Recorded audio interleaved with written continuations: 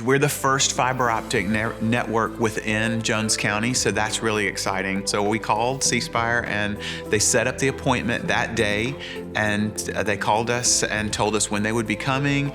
They were here on the time that they said they were going to be here, and they left everything remarkably clean and tidy. That was one of my biggest things. It's like they cleaned up after themselves and everything was up and running within just a couple of hours. And now that I have Spire fiber, I get approximately 600 megabytes plus download speed left over after I've got all my devices running, and almost 980 megabytes upload speed all the time. So it's really, I mean, there's no comparison. We're talking more than 100 times better. With other services, we've had some weather issues. The lines get wet and we lose service for a couple of hours, or it gets so slow. And with Spire, it doesn't seem to have any weather related issues. So whatever we have, it's always there. That reliability it's becoming so second nature, I don't even think about it.